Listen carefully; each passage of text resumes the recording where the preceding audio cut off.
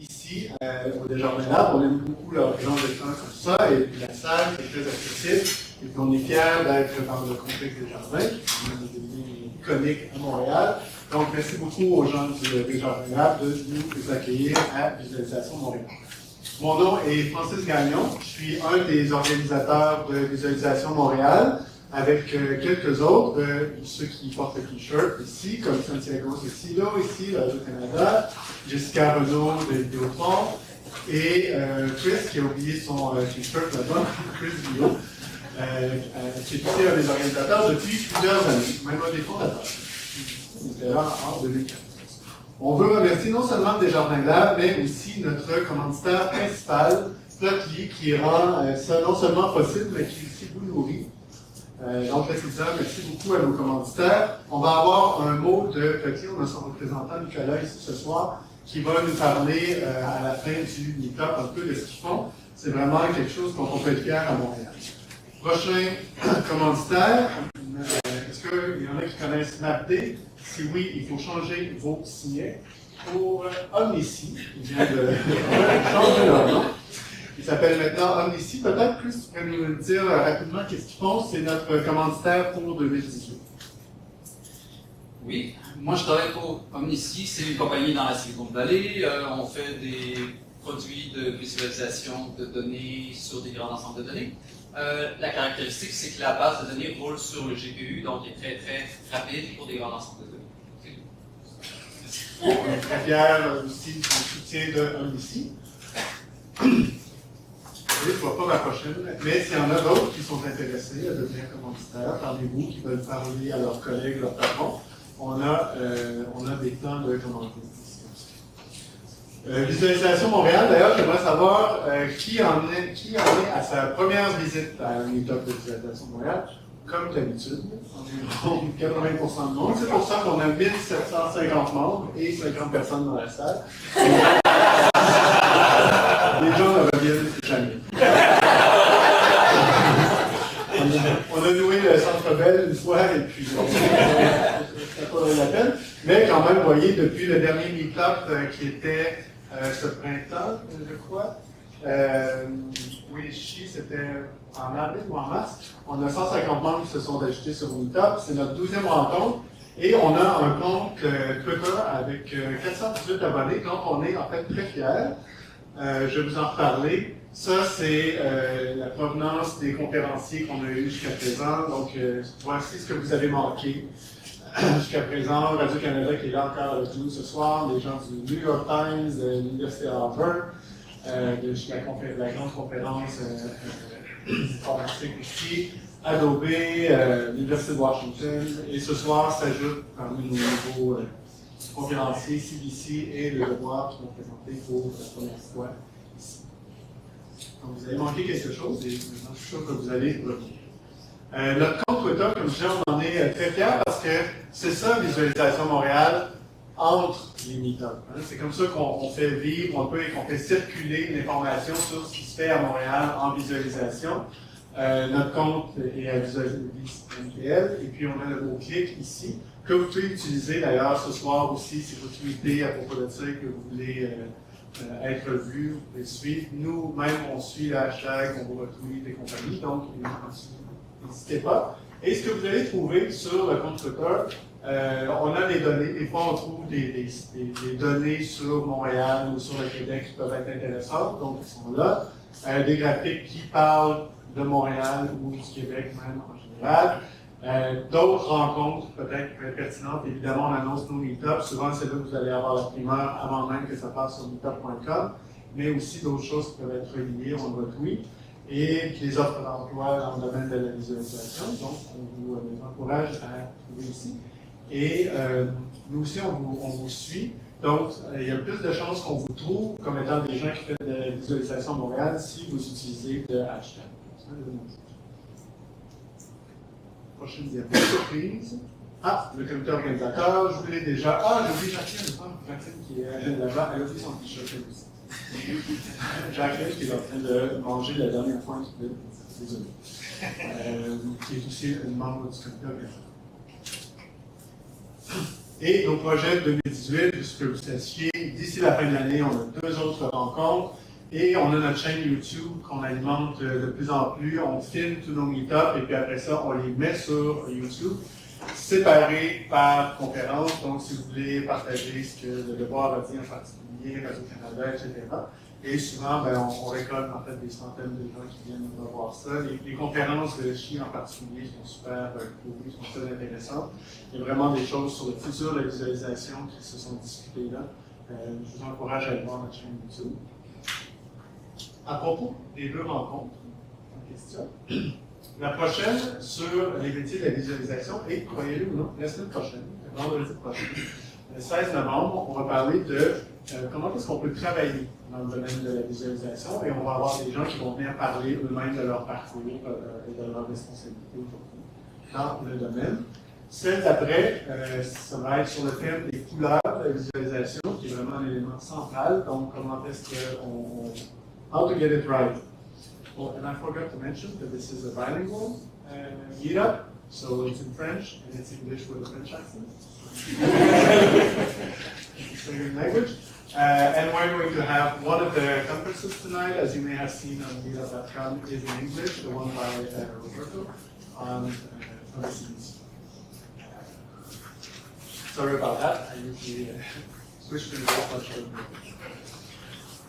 Donc, les couleurs de la visualisation, le 17 décembre, si vous n'êtes pas déjà parti dans votre année. Et aujourd'hui, voici notre programme. Point 0, c'était moi. Et après ça, on a Jessica de Visualisation Montréal qui va vous parler un peu de ce que les partis politiques ont fait pour utiliser la visualisation pour convaincre les gens de voter pour eux. Et malheureusement, Philippe Fournier de Québec 125 ne pouvait pas être là avec nous ce soir, mais on trouvait que c'était vraiment un visuel marquant de la campagne, donc on va vous présenter. Et après ça, évidemment, on a nos 3 médias qui vont parler. Comme je vous ai dit, notre commanditaire nous parle à la fin. Et vous allez voir, on annonce aussi, on a un endroit où on va après pour ceux qui veulent aller prendre un verre pour discuter de visualisation, des membres du comité organisateur vont être là, peut-être des conférenciers aussi. C'est à exactement 5 ou 4 minutes de marche. Donc, j'invite Jessica. Donc, bonsoir à tous. On est super contents de vous d'être avec vous pour aborder ce sujet-là ce soir. On avait extrêmement hâte d'aborder le sujet de la politique parce que vraiment, pour nous, la couverture des élections 2018 au Québec a été une super belle surprise d'un point de vue de visualisation de données. Il y a vraiment eu des visualisations de qualité qui ont été faites. Vous allez voir avec les conférenciers qu'on a tout au long de la soirée. Il y a aussi beaucoup plus de visuels qui se sont produits, qu'on pense que ce soit dans les médias traditionnels, sur le web ou encore sur les médias sociaux. Par contre, il y a une place qu'on trouve qui est encore un peu. C'est vraiment de se dire est-ce que la visualisation a une place pour servir les citoyens? C'est-à-dire, pourquoi les politiciens n'utilisent pas la database? On a fait un petit recensement rapide là, sur différentes plateformes électorales, médias sociaux, de partis politiques. Puis ce qu'on voit souvent, c'est quelque chose comme ça. 40% de la croissance économique vient des...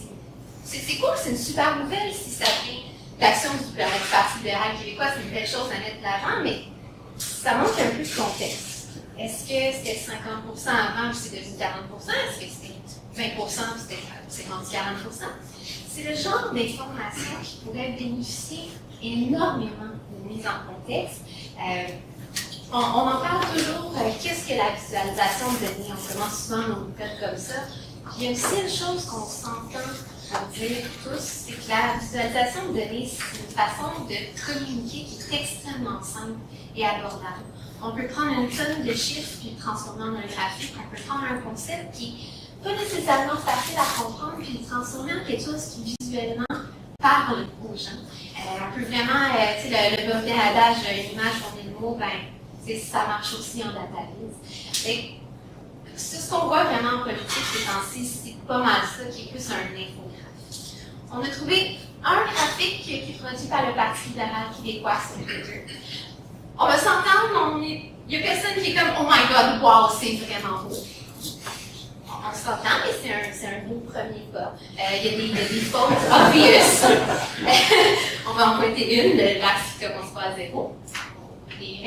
Mais bon, c'est quelque chose qui a été publié sur Twitter, il a été retweeté énormément. C'est un sujet qui n'est pas très polémique, vraiment, le taux de chômage chez les immigrants. Mais ça montre un engouement du public pour l'utilisation un petit peu plus fréquente de la police de la part des politiciens. On va quand même faire un salut. Gabriel Nadeau-Dubois. C'est important de le dire parce que c'est le seul qui a utilisé la database pour simplifier un contexte. En fond, il a posé une vidéo sur Facebook. Si vous ne l'avez pas vu, il est assez facile à retrouver. Puis, tout ce qu'il fait, c'est nous expliquer quelque chose qui est extrêmement complexe, soit la réforme de la taxation, le changement des paliers d'imposition.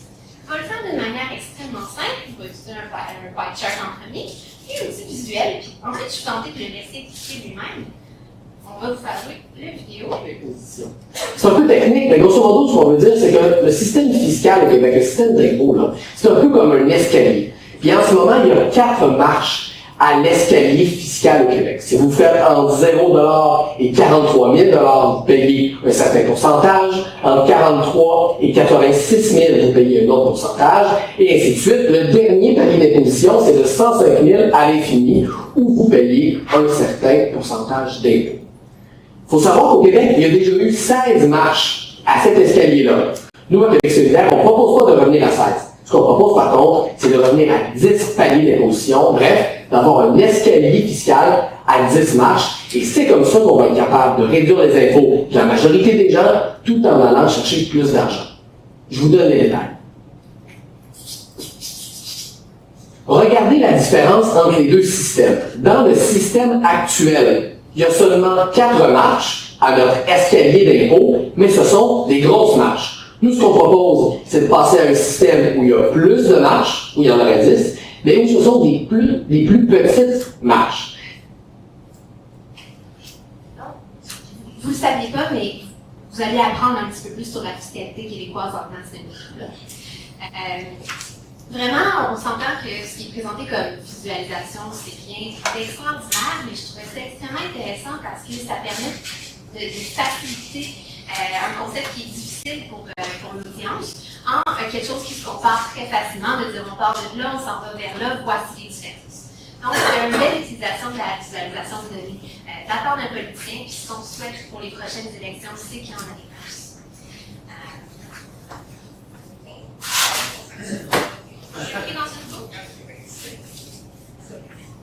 Voilà. Donc, si on est un petit peu triste que les politiciens n'utilisent pas la database, on est extrêmement content de la part des médias, du travail qu'ils font de couverture. Puis, même si Philippe Fournier ne peut pas être là ce soir pour nous présenter son travail, on trouvait que c'était crucial pour le travail qu'il fait pour la politique au Québec, au Canada. Donc, en fait, Philippe a développé un modèle statistique qui fait de la projection de résultats électoraux à partir de résultats de sondage, de tendances électorales qu'on va voir, d'histoire de passé et de données démographiques. Puis, souvent, quand on pense à des résultats de sondage, moi, j'ai ce graphique-là en tête. Québec 125, on a fait on l'a tous vu dans un journal ou sur un média social. C'est un bon graphique, c'est parfait, ça représente ce qu'on a à savoir, c'est-à-dire la proportion de vote pour chacun des partis. On peut identifier facilement le parti par sa couleur, son logo. On a même un petit aperçu de la progression avec le plus 2, moins 2. Ça donne une petite tendance. Mais encore une fois, ça manque un peu de contexte. Ce que je trouvais vraiment intéressant de Québec 125, c'est son approche de l'évolution dans le temps. Donc, on rapporte un peu la même information que vous avez vu au premier graphique, mais à différents points dans le temps. Donc, chaque ronde va représenter le résultat du vote, du sondage sur le vote populaire. Puis, la ligne nous trace une moyenne combinée. Fait qu'on peut vraiment voir à travers le temps une évolution des intentions de vote finalement du public jusqu'à la date limite qui est bien identifiée, qui est le jour des élections. Je trouvais que c'est un travail intéressant de contextualiser les intentions de vote. Un travail aussi intéressant qu'il a fait, c'est dans l'expression de l'incertitude. On sait, Philippe fait des modèles de prédiction. Quand on fait de la prédiction, il y a toujours de l'incertitude. Puis, c'est quelque chose dans le database qu'on a souvent de la misère à mettre. Comment qu'on montre que, en principe, là, la CAQ devrait avoir 31,6% des intentions de vote. Ça, c'est ma position. Mais je suis pas sûre parce que c'est de la modélisation. Fait qu'ici, il vient nous montrer un intervalle de confiance avec une zone qui est un petit peu plus pâle, puis une borne inférieure supérieure. Fait qu'on se dit, on voit très facilement où on devrait se voir dans chacun des parties selon la prédiction qu'il fait, mais on peut voir aussi comment ça pourrait que ça penche d'un côté ou de l'autre, puis comment il y a de l'overlap, par exemple, entre la CAQ libérale au moment de cette projection. Donc, je trouvais que c'est une belle approche quant à l'incertitude pour la présence. Sinon, je suis encore pris. Je n'ai pas de don avec les PowerPoint et tout.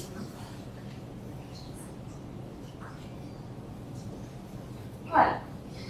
Je vais m'en sortir.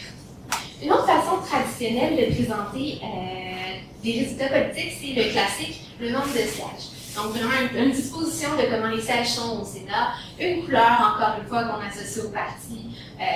Vraiment une visualisation classique sur comment va se répartir les sièges selon les projections. Mais, encore une fois, Philippe nous propose de quoi très intéressant. Toujours dans la même dynamique de l'incertitude, l'étendue, il va nous présenter l'étendue du nombre de sièges possibles par les partis. Fait que ça nous permet de voir, encore une fois, de nous donner un concept sur une petite intuition sur à quel point ça pourrait varier. Par exemple, on voit là, pour la CAQ, puis il était proche des vrais résultats, c'est quand même impressionnant son modèle, là, mais on voit que ça aurait pu varier énormément, donc une très grande dispersion. Ça, c'est quelque chose, pour moi, je n'ai pas vu très souvent dans le genre de présentation de résultats. Je trouvais ça intéressant de le mettre de l'avant aussi. Finalement, un classique, encore une fois, si vous avez suivi la soirée électorale, les maps, c'est ce qu'il y a sur tous les écrans, tous les médias, tout le temps. Donc, on ne prend pas la responsabilité de Québec sans l'époque. Mais encore une fois, j'aimais souligner qu'il apporte la petite nuance sur l'incertitude, où il va utiliser une couleur qui est vraiment pure et foncée, plutôt pure, quand le comté est certain, très certain d'avoir la victoire. Une couleur un petit peu plus pâle, voire même une couleur mixte, comme le montre ici, pour indiquer l'incertitude ou le penchant entre deux parties. Finalement, la dernière liste que je trouvais intéressante, c'est sur la projection des maîtresses. Donc, il vient ici nous montrer c'est quoi les chances que chaque parti remporte la victoire. Vers le bas, c'est facile à comprendre. Il y a 1,2% de chance que ce soit l'égalité. Le PQ n'avait aucune chance. Le libéraux une très petite. Ce que je trouve intéressant, c'est la façon qu'il a exprimé les résultats de la CAQ. Donc, en bleu foncé, il vient nous dire il y a 55% de chances qu'il soit majoritaire. Mais il vient superposer à la fin les chances que ce soit un gouvernement minoritaire.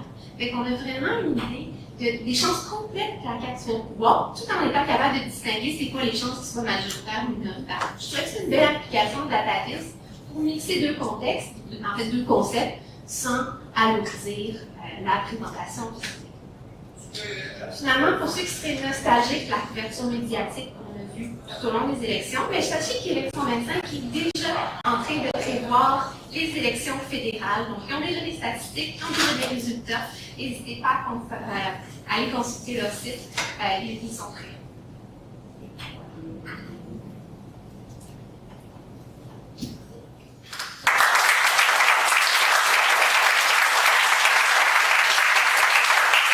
Merci beaucoup, Jessica. Est-ce que tu as une idée quand tu parlais? Merci beaucoup, Jessica, pour cette présentation.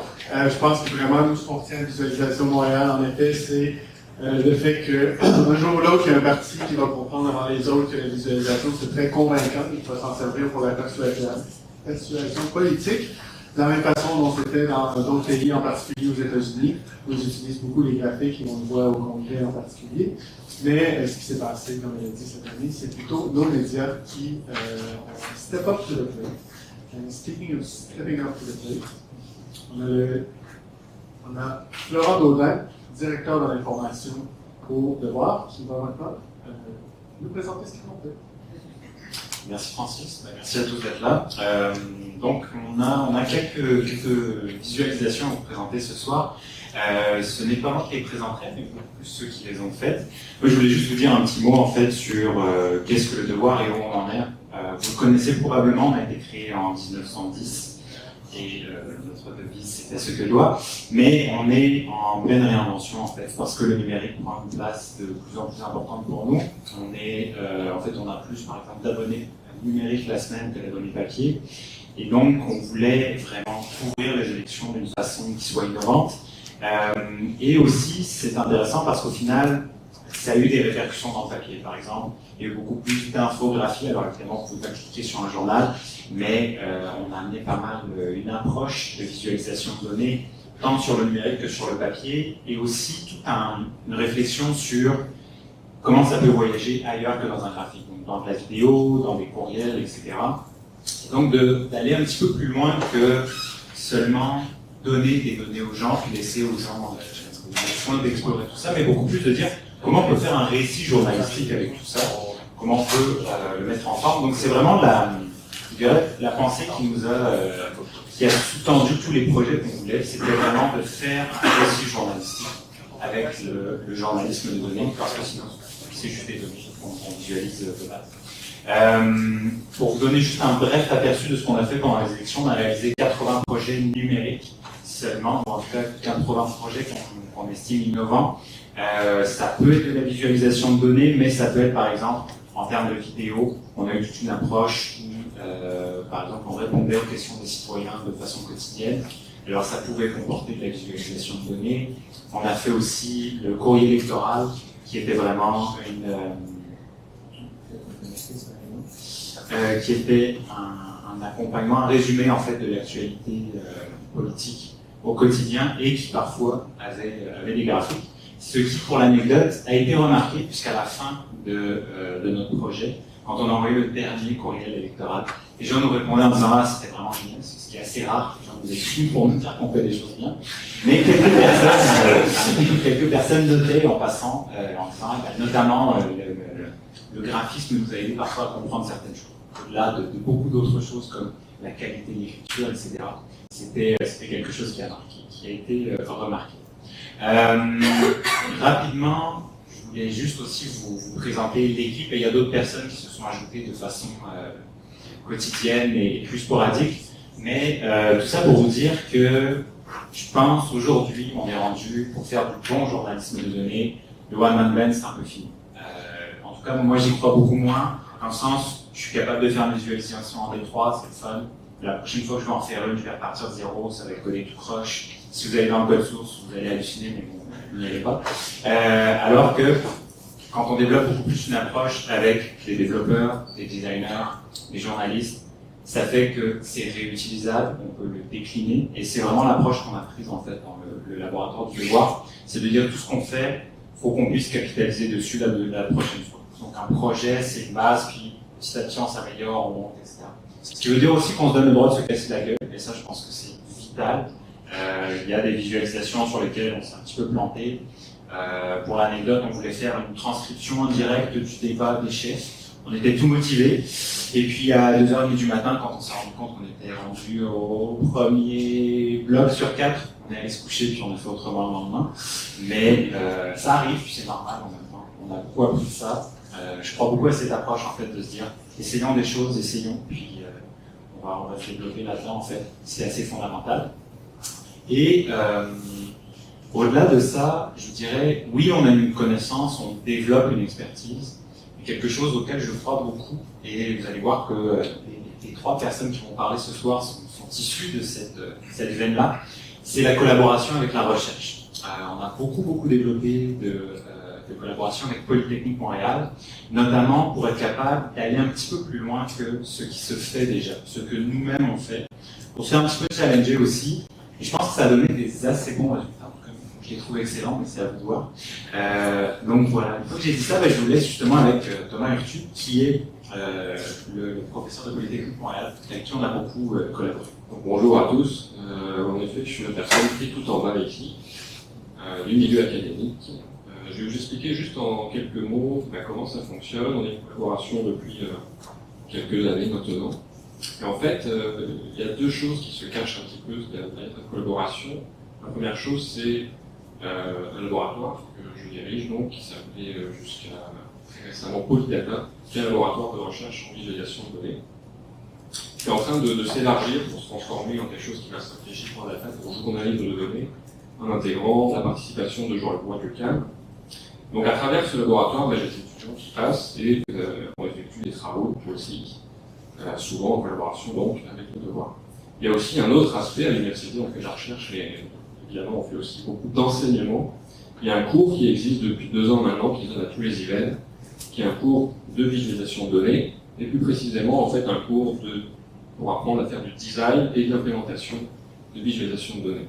Donc finalement mon rôle, à travers ce cours et ce laboratoire, c'est d'abord de mettre en relation les meilleurs étudiants avec le devoir, et ensuite c'est de les suivre aussi une fois qu'ils sont lâchés au devoir, pour les coacher puis les conseiller le temps des projets avec le devoir ce soir. Donc finalement mon rôle est plus au niveau de la conception initiale, et c'est un processus qu'on déroule, c'est un processus classique de design de data viz. Je dirais que la chose la plus importante ici, sur laquelle j'insiste toujours avec mes étudiants, c'est qu'on part toujours d'une question. C'est la chose que je rappelle toujours à mes étudiants, je les tanne un peu avec ça. Et donc on a un jeu de données, mais le plus important finalement, c'est de savoir quelle est la question à laquelle on peut aider le lecteur à répondre à travers cette data viz, soit en la regardant, soit aussi en la manipulant. Et finalement, cette question revient sans arrêt au fil des itérations de design, pour ensuite, au fil des implémentations et d'une meilleure compréhension des requis, des objectifs, faire de propositions et d'amélioration au design. Et finalement, le nombre de cercles qu'on va faire sur cette spirale ici va dépendre du temps disponible, qui est une contrainte assez forte justement dans le milieu du journalisme. Et ça, je vais laisser Jean-Philippe en parler. Alors bonjour, moi c'est Jean-Philippe Cornet, vous avez vu avant. Dans le fond, l'actualité ça va vite. On va parler d'une sprint qu'on a faite de juillet au 5 octobre. En gros, ça contient plusieurs volets. On avait nos volets visualisation interactive, on avait aussi nos storytelling, nos narrations intelligentes, on avait nos cartographies, notre plateforme web et les projets de recherche qui sont tous liés ensemble. Aujourd'hui, on va vous présenter une sélection qu'on a faite au préalable. Premièrement, on va vous présenter les 10 le visualiseur, les 10 indicateurs qu'on a réalisés. On va vous présenter le storytelling qui présente les résultats des élections. On va aussi vous présenter la carte qu'on a faite conjointement avec Anagraph. Et on va vous présenter la plateforme électorale et les promesses financières des partis. Dans le fond, on connaît un peu tous le processus de création d'une database. On la conçoit, on la crée, puis on la publie. On connaît tout ce processus général. Particulièrement, de voir, dans là-dessus, tu la conçois, on a toujours cette orientation journalistique-là. C'est-à-dire, quand on se pose des questions, on va toujours essayer de voir la perspective journalistique et aussi en collaboration avec les journalistes.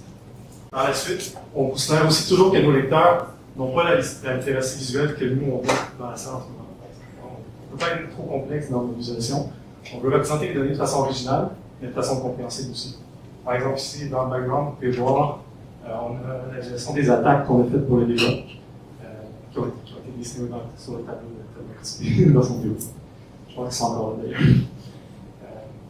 Tu la crées. On essaie de toujours avoir un design centré sur l'utilisateur. On essaie toujours de l'avoir en tête. Et on essaie toujours d'avoir une pensée adaptative, c'est-à-dire on va prendre le mobile et on va l'amener au desktop. 60% de nos utilisateurs sont sur le mobile, excusez-moi. Donc, on commence par le mobile et on s'en va vers le desktop. Une erreur qu'on a faite au début, qu'on a pu faire. Et finalement, on la publie. Ça paraît un peu simple, mais parfois ça peut être un petit peu challengeant. C'est-à-dire que nous autres, on évalue constamment nos visualisations dans nos articles, donc il faut toujours avoir en tête. C'est une vérification avec un iframe, des fois c'est pas toujours évident de passer par ce iframe-là pour avoir vraiment la qualité totale de la visualisation. Et finalement, il faut toujours suivre le rythme de l'actualité qui est toujours effréné, et particulièrement pendant les élections. Peut-être 2 semaines, 3 jours pour faire une visualisation, pour être mieux. Bon, maintenant, on va vous présenter quelques exemples, ceux que j'ai mentionnés plus tôt. Ici, exemple les heures de 10 indicateurs. Dans le fond, si je vous mets en contexte, on avait notre projet de formalité qui était le projet du détour. Le détour, c'est qu'on allait voir 10 circonscriptions du Québec qui se démarquaient statistiquement dans les indicateurs de démographie du DGEQ. Par exemple, ici, on a fait une sélection. On a par exemple la population anglophone, la population allophone, les immigrants, les voitures, la population qui a des voitures, et ainsi de suite. Ce qui était particulièrement intéressant, c'est quand on a repris les données après les élections et qu'on les a mis dans le visualiseur, on a remarqué tout de suite des patterns très intéressants concernant la CAQ. Par exemple, on remarque que généralement, sont assez francophones, très peu allophones et anglophones. On remarque aussi qu'ils ont beaucoup de voitures. Les voitures sont ici, beaucoup de métiers et généralement très peu de chômage aussi. Donc, il y a des grands patterns qui émergent qui sont vraiment intéressants, qu'on ne voyait pas initialement avec les libéraux, qui ont vraiment une population plus immigrante anglophone, avec une partie francophone, et qu'on remarque un peu que la partie anglophone et allophone est restée, mais la partie francophone, c'est dégagé. On peut aussi faire des recherches par code postal et le fait comme j'ai fait. On peut sélectionner directement et on peut cliquer un des points et comparer avec un deuxième point. Par exemple, on peut voir, par exemple, pour les temps de trajet, ici la fontaine qui est au maximum. Désolé, je perds mon point. On peut voir que, mettons, par une des circonstances qu'on a été voir, la fontaine, qui est ici, qui se démarque complètement statistiquement du reste. Et on peut faire ça ainsi de suite pour tous les indicateurs et voir. Si vous voulez voir d'ailleurs, les articles du dépôt sont toujours sur notre site web. Par la suite, le storytelling des résultats de l'élection. On débutait sur notre fameuse petite carte des circonscriptions en petit carré. Montréal-Québec. Nous autres, on s'est plutôt concentré autour du Saint-Laurent. C'est un indice particulier, on a vraiment travaillé, je pense que ça a pris pas mal de temps d'arriver à une carte qu'on trouvait assez bien. On présentait ici les résultats d'élection, on voit facilement que la claque va beaucoup sur les rues. Et autour de Québec, on remarque aussi des libéraux plus sur Montréal. Entre autres, si vous suivez sur Instagram, il y a une story qui expliquait complètement le processus qu'on a fait. Qu'est-ce qu'on peut dire sur celle-ci? Entre autres, les carrés étaient vraiment intéressants pour reprendre l'idée de l'Assemblée nationale.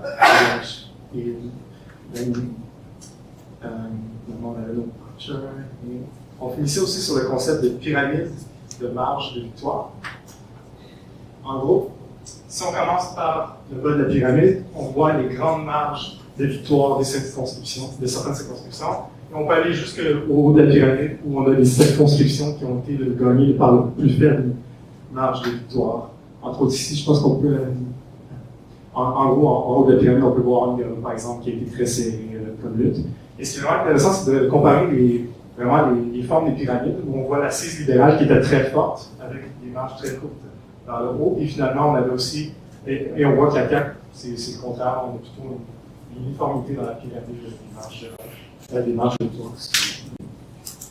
Et finalement, je vous présente aussi la carte qu'on a faite en collaboration avec Anagraph. C'est une carte qui se concentre sur les résultats des bureaux de vote en 2014. On peut aller très précisément dans cette carte-ci. C'est complètement servi par un moteur de tuiles. Entre autres, ce qui était vraiment intéressant avec ce projet-là, c'est qu'avec tout le processus qu'on a développé sur ces données-là, on a pu reprendre ce processus-là quand on a reçu les résultats des bulletins de vote de 2018 et les remettre dans le code et améliorer le code sur 2018 pour le lendemain ou sur le lendemain que les noms étaient lancés. L'anagramme était un peu serré à ce moment-là, mais on l'a fait avec Carrefour qui était quand même sympathique. Maintenant, je vais passer la parole à Antoine qui va vous présenter particulièrement ces projets qui sont assez costauds. Bonjour tout le monde, je me présente Antoine Bella. Je suis premièrement consultant pour le devoir, également étudiant à maîtrise de recherche en génie informatique, donc je suis étudiant de Tomodachi que vous avez dit. Donc, un projet que j'ai fait à titre de consultant pour le devoir, c'était la plateforme vraiment pour l'affichage des résultats. Donc, vraiment, le point culminant des élections, c'est vraiment d'avoir accès aux résultats à la fin. Donc, pour faire ça, en fait, on voit ça depuis quelques années, là, vraiment la mode des plateformes électorales. Donc, on avait fait, nous, de voir un prototype vraiment en 2017 avec les élections municipales. Ça a plus ou moins bien fonctionné parce qu'on n'avait pas, malheureusement, les données qui sortaient aussi rapidement qu'on pensait de la part du ministère des Affaires municipales. Heureusement, pour les provinciales, c'est super bien passé. Donc, on avait vraiment les données en temps réel. Un plus par rapport, par exemple, si on voulait regarder la soirée électorale en direct sur un poste de division conventionnel, vraiment, le fait d'avoir une plateforme, c'est qu'on pouvait vraiment aller sélectionner les résultats qu'on voulait suivre en temps réel. Donc, on n'avait pas besoin d'attendre que le présentateur nous montre dans notre circonscription. Un autre aspect vraiment important, c'était l'aspect de charge également. Donc, on parle d'une plateforme, en fait, c'est l'élément qui était le plus vu par rapport aux élections. Donc, il y a eu quand même relativement une bonne charge d'utilisateurs au même moment. Donc, c'est important que ce soit relativement robuste, tout ça. Donc, c'est quelque chose à penser. Enfin, il y a également l'aspect mobile qu'il fallait réfléchir. Donc, vraiment, comme mon collègue a dit un petit peu plus tôt, donc on avait dit 60% du trafic était mobile. Donc, il fallait que cette plateforme-là soit bien adaptative pour les appareils mobiles, pour que ça puisse fonctionner vraiment sur n'importe quelle plateforme. Enfin, comme vous pouvez voir à l'écran, vraiment, c'est des visualisations classiques, mais qui fonctionnent relativement très bien. Donc, c'était vraiment le but, c'était la personne qui arrive sur la plateforme, c'était vraiment qu'elle ait l'information directement devant elle tout de suite, qu'elle comprenne rapidement quels sont les résultats sans en chercher. Donc, je pense à ce point de vue-là, c'était bien réussi par rapport à ça. Donc, vraiment, un autre aspect qui était important, en fait, comme je me suis présenté, donc, consultant et également étudiant à la maîtrise. Donc, un autre aspect important du devoir, c'est également de collaborer à un projet de recherche que je mène actuellement. Donc, contrairement au projet que Jean-Philippe a présenté un petit peu plus tôt, c'est vraiment des projets plus à court terme. La différence, c'est que le projet de recherche, lui, c'est vraiment un projet à long terme. Donc, on parle du début du projet vraiment au mois de février dernier. Donc, c'est vraiment sur plusieurs mois que ça s'est échelonné.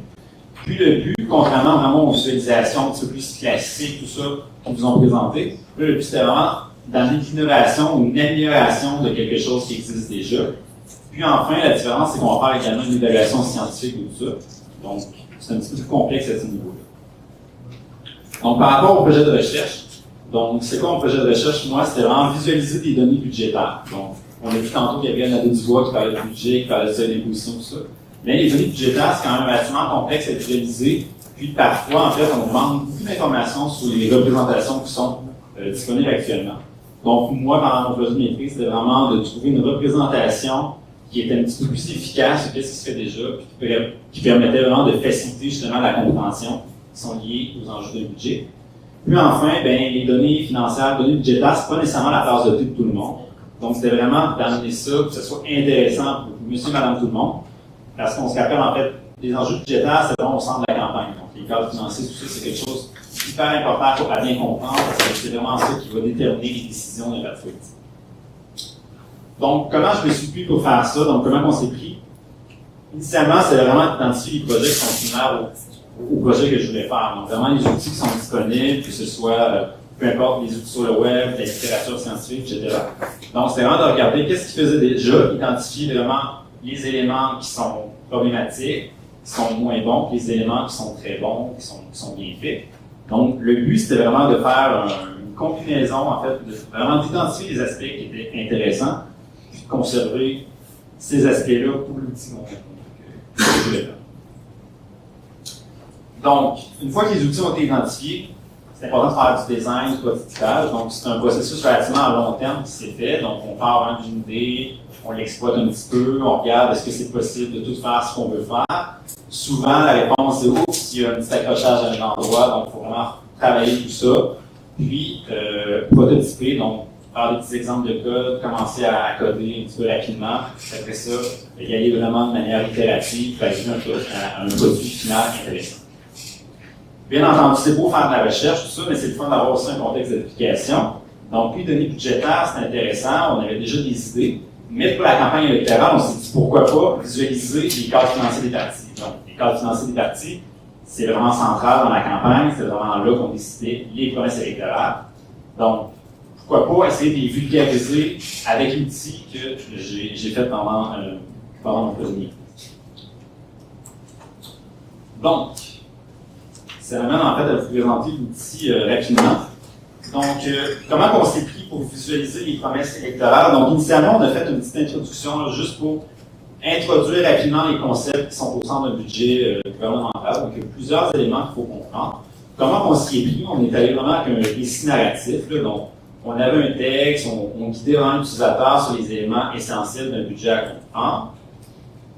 Donc, je peux vous présenter rapidement. Donc, ici, on peut voir à l'écran, un aspect important, c'était l'aspect hiérarchique d'un budget. Donc, on arrivait avec une représentation qui permettait de représenter une hiérarchie efficacement, qui permettait vraiment de comparer les différents éléments d'un budget, que ce soit les revenus et les dépenses. Donc, là-dessus, ça fonctionnait assez bien.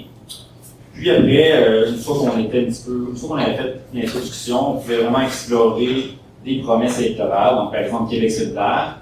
Donc, on pouvait vraiment voir les montants qui s'ajoutaient, ou en fait, les montants qu'eux voulaient ajouter dans un ministère ou dans un portefeuille particulier. Puis les différentes modifications à ce niveau-là. Puis, enfin, dernière option du budget. Donc, moi, le but, c'était vraiment de présenter un outil qui soit interactif. Donc, le but, c'était vraiment d'être en mesure de pouvoir toucher au budget. Donc, on avait l'option vraiment de modifier un budget. Donc, de l'explorer, de le manipuler, de le modifier, de comprendre un petit peu c'était quoi les impacts que ça aurait pu faire sur le vrai budget du gouvernement. Donc, je vais vous montrer rapidement. Donc, j'avais l'option de vraiment explorer une hiérarchie d'un budget. Je pouvais dire, moi, j'ajoute des éléments en économie, en environnement. Puis, ça me permettait d'avoir un feedback personnalisé par rapport à cet élément-là. Puis, on avait toujours notre indicateur de budget en bas pour nous dire, OK, est-ce que notre budget est balancé, est-ce que notre budget est en déficit? Donc, c'est vraiment un élément important par rapport au gouvernement. Puis, enfin, il y a certains éléments comme les transferts fédéraux qui ne sont pas modifiables, donc c'est important aussi de le dire aux gens. Là. Souvent, on pense, pourquoi on ne peut pas juste couper là-dedans, mais il y a certaines dépenses qu'on ne peut pas couper. Donc, c'était vraiment pour indiquer aux gens, le budget du gouvernement, c'est peut-être pas aussi simple que vous pensez, puis c'est quelque chose qu'on a peut-être de la misère à visualiser. Donc, je pense à ce niveau-là, on est à quelque chose de pas trop mal. Donc, je laisse la parole à Jean-Philippe pour la fin. Donc, c'est beau, créer, mais un peu comme Florent disait, c'est important de vraiment pouvoir récupérer pas mal tout ce qu'on crée pour faire des visualisations, pour simplifier le travail, pour suivre l'actualité. Et un des projets qui était particulièrement intéressant, c'était notre bilan Couillard, qui permettait aux utilisateurs de remplir les données qui passent. Par exemple, si le chômage, ici on peut dire le chômage de comment rester stable, on voit le chômage de descendu en fait. Et par la suite, le texte, il y avait un petit texte lié à ça. Il y avait un petit texte lié à comment, qu'est-ce que représentait cette donnée-là. Nous autres, on a pu recueillir ces données-là et générer d'autres contenus par la suite. C'est-à-dire, on a pu, pendant le débat, pouvoir sortir nos graphiques et dire voici c'était quoi les vrais chiffres par rapport à ce que les politiciens disaient. On a pu aussi faire une story sur les résultats recueillis par nos utilisateurs. Par exemple, les gens pensaient qu'il y avait plus d'immigrants qu'il fallait, peut-être à cause de certains phénomènes sociaux, on ne sait pas. On a juste vu par nos lecteurs que ça venait. Et on a pu décliner aussi en plusieurs petits projets, par exemple 2 articles et une vidéo aussi. Et donc, c'était vraiment super comme projet. On s'est vraiment pensé dès le début d'un projet, comment on peut le recycler, comment on peut générer ce nouveau contenu, et ainsi de suite. Et bon, pour le mot de la fin, je vais vous faire passer là. Voilà, juste pour dire en fait qu'avec tout ça, on a énormément appris. Probablement qu'on sera encore meilleur pour les élections fédérales. On a les yeux rivés dessus. C'est sûr qu'au quotidien aussi, on est de plus en plus meilleur. Je pense qu'on a fait des bons coups. On a effectivement beaucoup appris là-dedans. Et donc, je me permettrai 2 petits éditoriaux là-dessus. On a eu une excellente réception de la part des lecteurs. Et je me suis un petit peu surpris à trouver que, oui, dans l'ensemble, les médias ont fait plus de visualisation de données, mais pas tant que ça. Et je trouve que c'est dommage parce que, notamment, si on regarde ne serait-ce que la fréquentation de tout ce qui s'est fait pendant la campagne électorale, sur les 10 articles les plus lus qu'on a fait, 5 ou 6 étaient issus de visualisation de données. Donc il y a un impact, il y a une soif de la part des lecteurs, ça c'est clair et net. Et la deuxième, je sais que l'équipe de visualisation Montréal a beaucoup essayé très fort, mais moi-même je constate qu'il y a peu de femmes qui codent, et ça vraiment, si je peux me permettre, faites-le le plus possible. Et levez la main, venez nous voir, on est très à l'écoute. Je me permets un petit message personnel parce que l'équipe est dans la salle, mais merci, parce qu'on a fait une campagne exceptionnelle, puis vous êtes vraiment géniaux. Alors voilà, bravo, merci beaucoup.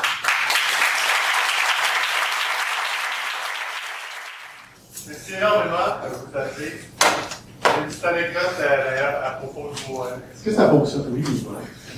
Une petite anecdote, c'est que j'ai beaucoup aimé le graphique qui montrait les marges de l'histoire. Et j'ai rapidement fait un screenshot et j'ai mis ça sur Twitter. Et c'est devenu mon tweet le plus populaire du mois. Donc, ça me plutôt, donc ça a eu beaucoup de succès. Les gens, ça les intéressait. Et je note en particulier le fait que 5 ou 6 des articles avec des visualisations, parmi les 10 plus populaires avec des visualisations. Une autre chose qu'on n'a pas été capable de retourner chercher des données, mais vous avez vu le graphique du Parti libéral qui était très simple et comme on disait, pas sur un sujet nécessairement au centre de la campagne, était de loin le tweet le plus retweeté dans la semaine avant et la semaine après. Et pourtant, il y avait d'autres tweets, il y avait beaucoup de visuels, il mettait des chiffres dedans, mais le graphique, ça va chercher quelque chose. Une annonce aussi pour vous dire qu'à la fin, on donne aussi la parole aux participants si jamais vous avez des annonces à faire, si vous avez du recrutement, si vous avez du matériel sur lequel vous voulez attirer l'attention. On ouvre le plancher, vous levez la main et on fait circuler le micro. Donc, comme je vous dis tout de suite, pour que vous puissiez commencer à être nerveux. On passe au prochain, qui est l'équipe de Radio-Canada. Merci beaucoup, Francis. Bonsoir tout le monde, merci de nous recevoir. Je me présente Christian Cyr, je suis rédacteur en chef de Radio-Canada.ca. J'ai la chance depuis maintenant plusieurs années de diriger une belle et très bonne équipe. Dans le jargon, on appelle ça multiplateforme. Et ça fait plusieurs années qu'on produit de la visualisation de données et plusieurs usages que je connais dans la salle. Nous, contrairement au devoir, on utilise l'expertise à l'interne. On a beaucoup de collègues qui travaillent dans d'autres secteurs. Je vois des collègues notamment de chez Médias numériques qui nous aident à bien présenter aussi nos visualisations. Je pense notamment à l'outil de résultats en direct qu'on a présenté le soir de l'élection. Je n'aurais pas... J'ai rien à dire en fait sur ce que Florent a dit et son équipe parce que c'est exactement ça. On le fait pour les mêmes raisons. On le fait parce que ça aide notamment à la compréhension. Ça aide le public à comprendre des enjeux complexes. C'est une forme narrative qui est beaucoup plus agréable également. On sert aussi beaucoup de l'expertise de nos collègues qui eux-mêmes deviennent meilleurs en faisant pas beaucoup à ça, apprendre de nos erreurs, comme disait Florent, être meilleur la prochaine fois. Je souligne le travail exemplaire du devoir cette année et je suis heureux de voir que nous avons une saine émulation entre ces médias. Ça nous force, nous, à être meilleurs toujours et la prochaine fois, nous aussi, on travaille sur quelques idées pour la fédérale en 2019. Sincèrement, je serais intéressé à prendre vos questions s'il y en a après la présentation. On a le bonheur, donc, comme je le disais, de travailler avec des gens de talent. Il y a des développeurs dans notre équipe, des designers, des journalistes également. Plus récemment, sont joints à nous Maël Chiab, Marc Lajoie, qui ont activement travaillé sur des projets très, très précis auxquels on avait pensé pour l'élection provinciale. Je pense que ça a eu des résultats également très probants. Et comme on le voit à Radio-Canada, tout au long de la campagne, les articles vraiment les plus consultés ont été ceux dans lesquels on avait intégré des visualisations de données, sur des projets comme celui-ci dont Naël va vous parler, ou encore d'autres.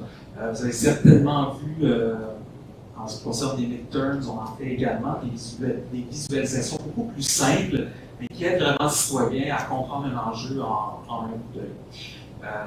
Donc, équipe multidisciplinaire, je reprends les termes un peu du devoir. Donc, équipe multidisciplinaire, spécialisation de champ d'expertise, travail d'équipe, apprendre de nos erreurs, avoir de bonnes idées et une méthode pour les réaliser. Je vais passer la parole à Naël Chiab, qui est journaliste de données avec nous depuis maintenant quelques mois. Plusieurs personnes le connaissent. Il va pouvoir vous entretenir comment il a préparé ces projets. Bonjour tout le monde, je m'appelle Naël Chiab, journaliste de données. J'ai commencé ma carrière comme journaliste télé et radio à Radio-Canada. Par la suite, j'ai appris à coder en Python puis en JavaScript. Je me suis spécialisé en journalisme de données, j'ai fait un petit passage au magazine L'Actualité. Et depuis quelques mois, je suis de retour à Radio-Canada.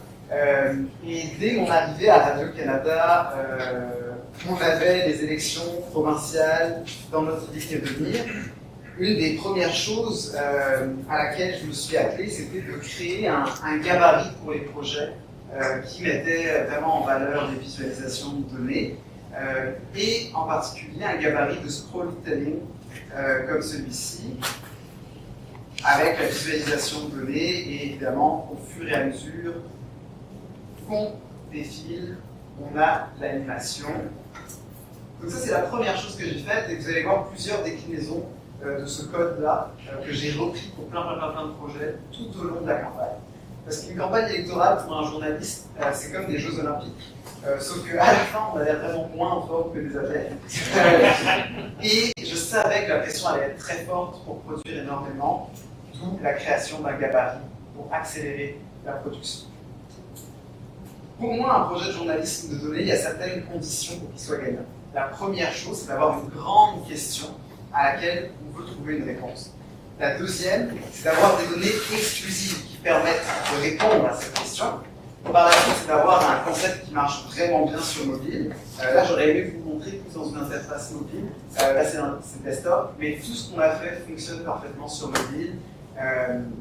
Pour ceux qui sont plus intimes avec le code, c'est du Canvas au lieu d'être du SVG, ce qui permet d'accélérer vraiment les performances, même sur les vieux appareils mobiles. Et le dernier point très important pour réussir des projets, c'est d'avoir un patron qui dit oui à toutes les folies, et presque toutes les folies, et une équipe qui permet aussi d'amener ça plus loin. Parce que moi je suis un journaliste d'abord, je suis un codeur après, et vraiment plus loin je suis un designer. Ce qui fait en sorte que j'ai souvent besoin d'aide dans plusieurs aspects de mes projets. Santiago est quelqu'un avec qui je travaille au quotidien pour pousser mes projets plus loin. Il y avait aussi certains types de sujets sur lesquels on pouvait travailler. Par exemple, les femmes en politique. Ce projet-là, c'est un projet pour lequel j'ai calculé la probabilité d'une candidate d'être élue au fil des décennies versus la probabilité d'un homme d'être élu. Ma conclusion, c'était que désormais les femmes ont autant de chances d'être élues que les hommes au Québec. Et ça s'est vérifié, il y a eu 40% de candidatures féminines et il y a eu 42% de femmes à l'Assemblée nationale. Je ne vais pas aller dans le détail complet de ce projet-là, mais l'idée c'est vraiment d'avoir du storytelling dans le sens où on explique quelque chose de quand même compliqué. Le projet est long, il y a beaucoup de contenu, mais on est capable de découper chaque bloc en une idée simple, claire, toujours appuyée par du visuel. En fait, dans un monde idéal, c'est le visuel qui appuie le texte, même à certains moments. Ça, c'était sur les femmes, en politique. Un peu moins relié avec la politique, mais on l'a lancé pendant la campagne pour provoquer le débat. Encore une fois, c'est le même principe. Celui-ci sur les dépenses et revenus des universités du Québec. J'ai eu accès à une base de données exclusive sur Desjardins. Une base de données exclusive avec les données comptables de 20 années, des 20 dernières années, 20 dernières années, pour l'ensemble des universités du Québec. En utilisant le Canvas, ça m'a permis de faire une animation de petits carrés avec annotation. L'annotation, c'était pour alléger le texte, une idée de Santiago. Et au total, dans ce projet-là, il y a 1600 carrés qui sont animés, en plus de plein d'autres. Il y a des slopes aussi, je vais vous les montrer. On a aussi des. Voilà. On arrive. On a aussi. Safari. Oui, c'est pour ça que j'ai besoin d'aide. On n'a pas vérifié si ça marchait sur Safari. Il y a aussi des slopes en tout cas. Mais l'idée c'est d'avoir un gabarit unique qu'on peut réutiliser à chaque fois. D'autres données exclusives auxquelles j'avais accès, c'était celle de la boussole électorale. Vous connaissez probablement tous la boussole. Vous répondez à des questions, on vous dit de quelle partie vous êtes le plus proche, et ça vous donne une petite indication pour vous aider à voter. On avait accès à ces données-là parce que la boussole électorale, c'est en partenariat avec CBC Radio-Canada. Donc, on a encore utilisé le storytelling pour expliquer certaines choses, comme par exemple ce que veulent les citoyens en éducation. Et quelque chose qui est toujours important pour moi et que j'essaye d'amener à chaque fois, c'est une notion de personnalisation. En visualisation donnée, on visualise quelque chose qu'on a déjà. Et ce que j'aime beaucoup faire, c'est visualiser des choses que je n'ai pas encore. Comme par exemple, qu'est-ce que pensent les utilisateurs? Donc, dans ce cas-ci, vous pouviez répondre à quelques questions qui sont en fait des données que moi je visualise par la suite.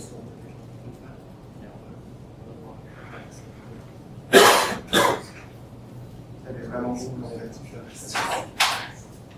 et ça, c'est quelque chose que je trouve qu'on ne fait pas assez souvent, mais qui donne des résultats vraiment intéressants.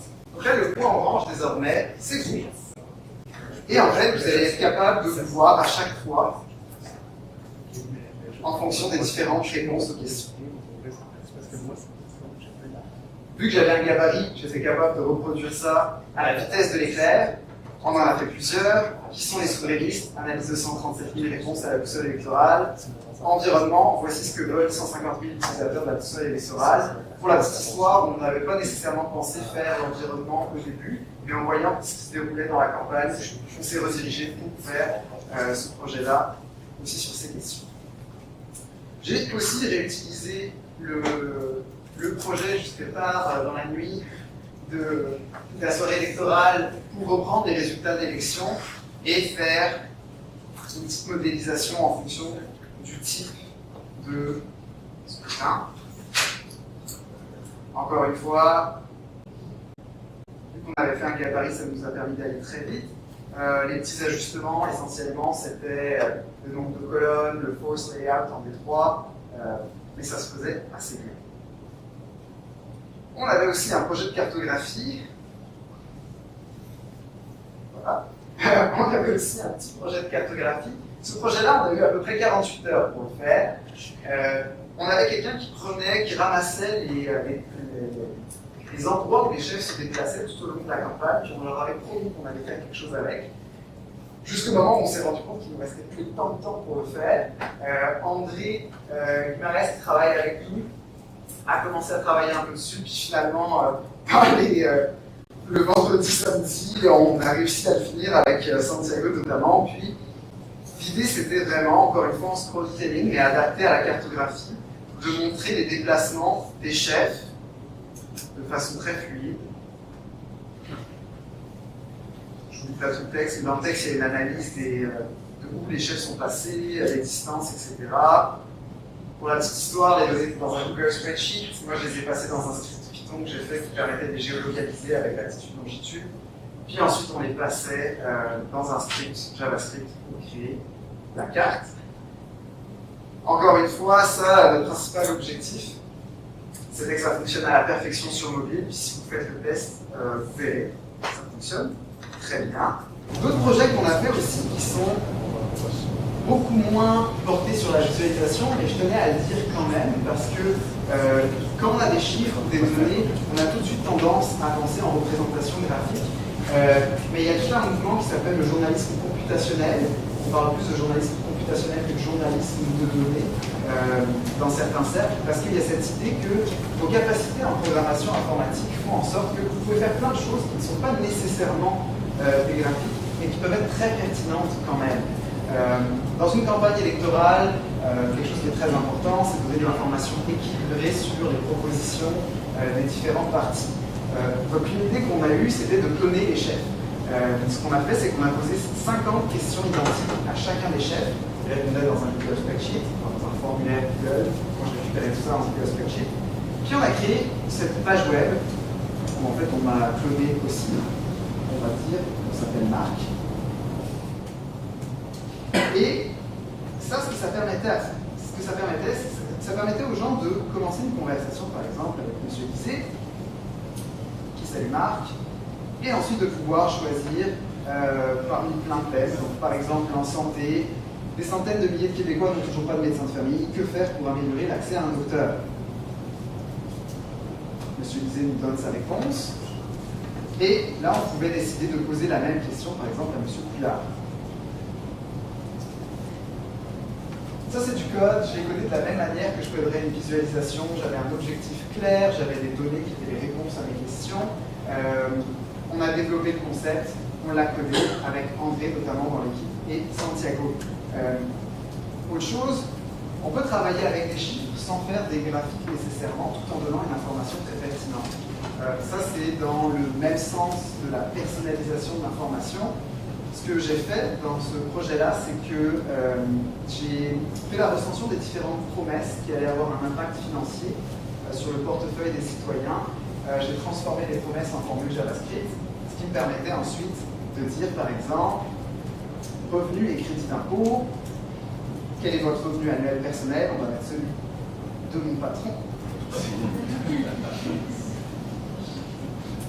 Et là, le texte génère, le programme, la fonction JavaScript génère du texte qui vous explique qui vous ferait économiser le plus en impôt ou pas. Le fameux escalier fiscal de Gabriel Dubois, moi je l'ai converti en JavaScript pour pouvoir faire ça de manière personnalisée avec les utilisateurs. Puis sur ce, vous avez vu les versions desktop, mais la vérité c'est que nous, dès la conception, les maquettes, la réflexion, la première chose qu'on fait, c'est qu'on travaille sur un iPhone 5. Donc, toutes nos visualisations de données, on part de ce principe-là, et ensuite on décline vers des écrans plus grands.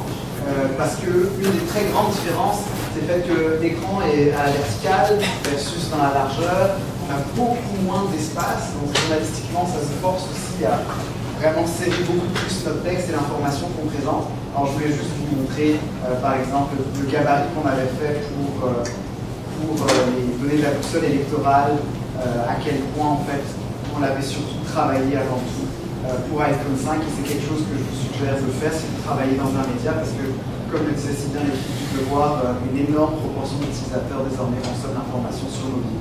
Donc si c'est pas sur mobile, voilà. Je pense que j'ai tout passé, et je laisse la parole à Marc. Mais merci beaucoup pour l'invitation. Puis jusqu'à présent, c'est très intéressant.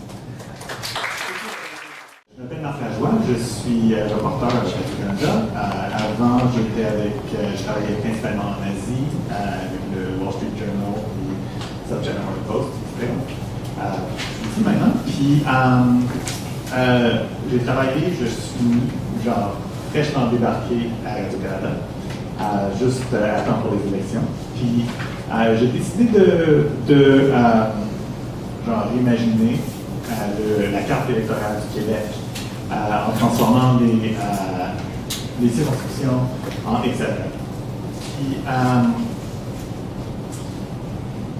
non seulement les transformer en hexagones, mais aussi de conserver les formes qu'on connaît, genre l'île de Montréal, Laval, on peut Québec, Gaspésie, Côte-Nord, le Grand Nord, etc., pour qu'on puisse se retrouver très facilement sur la carte. Si on veut trouver, mettons, ma circonscription, je sais que j'habite dans l'est de Montréal environ, alors c'est ça, c'est marrant, me voilà. Puis aussi, on peut mettre le code postal si on ne veut pas rester sur la carte.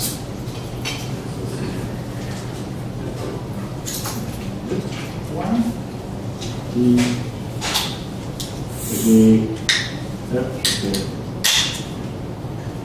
je connais mon code postal? Non. C'est la question. Je pense qu'on n'est pas tout à fait connecté à l'Internet. Mais en tout cas, pour juste expliquer la motivation, pourquoi changer la carte de cette façon.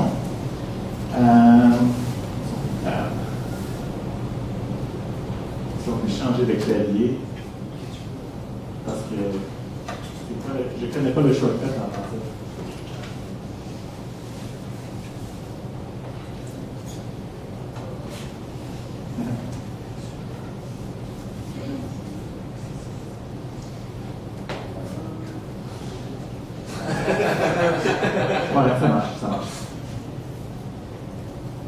Excuse-moi, je suis anglophone, alors j'ai plus l'habitude de faire ça en anglais. OK. Puis ça marche? Est-ce que je peux changer de pad? Non. Ouais.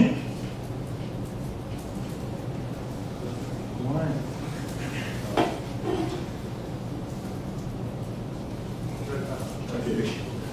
Regarde le prochain? Ouais, le prochain.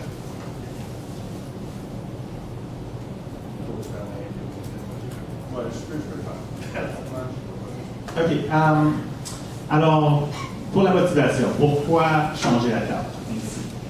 Alors, je vous présente une élection fictive entre le parti mauve et le parti bleu-vert. On va simplifier, on va faire une élection à deux partis. Est-ce que vous me croyez que genre ça, c'est une élection gagnée par le parti bleu-vert? Exactement. C'est ça, ça se voit vraiment pas. Ça déforme la réalité de montrer ça en termes de géographie. En anglais, on dit acres don't vote, people do. Puis c'est ça. Genre, on s'en fout de genre si un territoire énorme a voté pour le Parti québécois ou pour la CAQ ou autre. C'est ça. C'est vraiment comme combien de circonscriptions? Est-ce qu'ils sont plus proches de la victoire? Est-ce qu'ils vont gagner? Ils ont gagné combien de circonscriptions? Alors, ça, c'est la même carte. Là, c'est beaucoup plus plausible que, justement, le Parti bleu-vert a gagné. Vous voyez, c'est ça, si je joue un peu là-dedans, vous voyez que... C'est ça.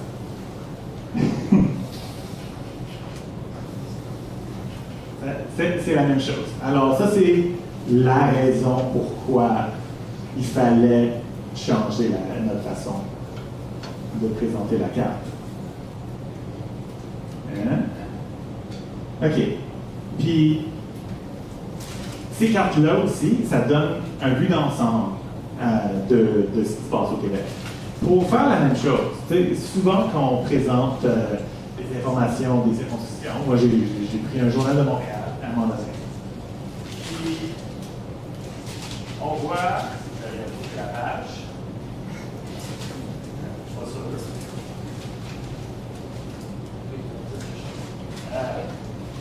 Sur page. La mettre tantôt. C'est ma faute. OK. Sur chaque page, on a un autre genre, niveau de zoom.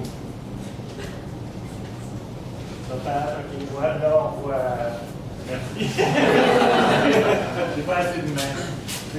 Chaque page, on a un autre niveau de zoom. C'est ça. Ça prend vraiment énormément de pages pour. Puis, c'est impossible d'avoir un vue d'ensemble. Surtout que, genre, là, c'est petit, là, c'est grand. Je me suis perdu complètement sur la carte. Alors, merci.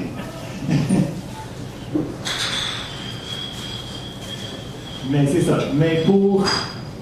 Oh.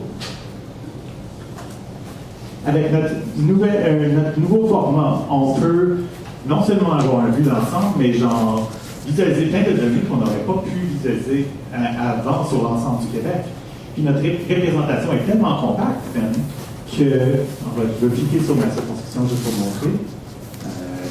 Loin, c'est ça. Loin. OK. Il y a cette description-là. J'ai pris plein de données du recensement, puis on peut vraiment voir comme des cartes très très rapidement. C'est tellement compact qu'on peut avoir plusieurs à la même page. Puis, c'est ça, on a plein de trucs politiques, les dons, c'est ça, mais aussi les langues, si on veut comparer le nombre de francophones avec, mettons, le nombre de... avec le vote pour le PQ ou genre le PLQ, on peut vraiment comme comparer les résultats et vraiment comme aller circonscription par circonscription. On peut passer à travers comme toutes les circonscriptions qui vont avoir quand ça c'est haut, ça c'est bas. Puis en plus, si tu veux aller comme regarder plus en profondeur, chaque carte tu peux l'ouvrir puis voir comme en profondeur le rang, les comparer avec les favoris pour chaque circonscription, etc. Alors, ça laisse vraiment d'explorer ta circonscription. Puis, imaginons si on avait l'autre représentation, tu sais, la carte traditionnelle. Tout ça, ça serait pas possible. Ça prendrait comme, je ne sais pas combien de pages, puis on verrait absolument rien. Alors, c'est un peu la motivation pour ça. Puis ouais, c'est ça. Vraiment, je vais passer juste rapidement à travers. On a beaucoup de cartes. Une cinquantaine, je pense? Cinquantaine. C'est un peu overkill, mais. Les votes génèrent automatiquement. Ouais. Et c'est ça. Alors, on a pris tous les données de recensement. Mais, je me perds dans mes papiers. Mais c'est ça. Je vous montre.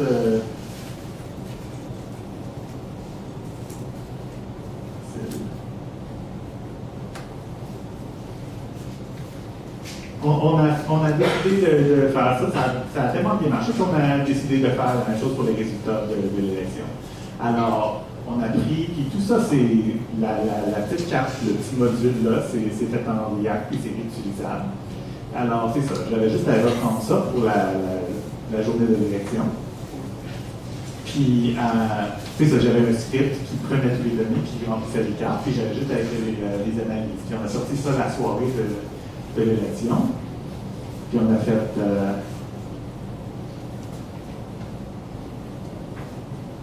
6 cartes pour comprendre où c'est joué l'élection. Même chose avec les codes postaux, etc. Puis c'est ça. C'est assez frappant ce qui est arrivé. C'est ça. Tu n'as pas besoin d'un analyste pour comprendre comment le Québec a changé. Tu sais, on voit le rouge à l'extérieur de Montréal et Laval a disparu.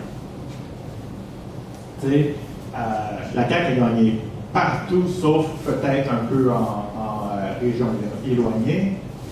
Ils ont eu de la misère à percer à Montréal, ils ont eu 2 sièges. Étonnamment, genre, Québec solidaire a gagné là-bas.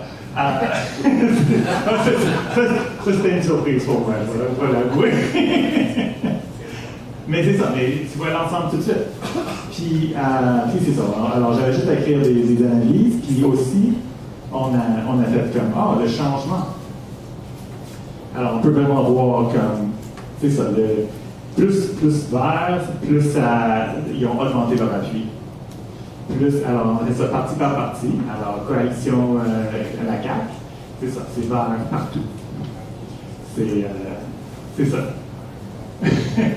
Parti libéral, c'est ça, c'était rough comme soirée. Parti québécois, c'est intéressant parce que on a dit que c'était les grands perdants de la soirée, mais c'est ça, ils ont quand même perdu moins en termes d'appui que le Parti libéral. C'est ça, c'est vraiment moins brun, mais c'était assez. C'était assez pour que, genre, parce qu'il était tellement proche de perdre ou c'était tellement serré dans la dernière élection que, genre, ça prenait juste un peu, une petite descente pour qu'il perde énormément de sièges. Puis ça ressort tout de suite. Puis Québec solidaire, ils ont une bonne soirée. Évidemment, la chose qui ressort, c'est il y a juste un qui est brun. Ça, c'est genre ouais, c'est Gabriel Nadeau-Dubois, mais c'est parce que, on explique ça là, que c'est à cause que c'était une élection partielle avant, puis c'est ça, c'était le monde qui sont allés voter pour Québec solidaire, il était bien motivé. Puis alors, c'est ça, il a quand même gagné et de loin, mais juste, c'était pas comme genre à, je sais pas, 80%, c'était, ouais. Alors, c'est ça, il y a une petite descente, mais il y a tellement, très clairement gagné. C'est ça.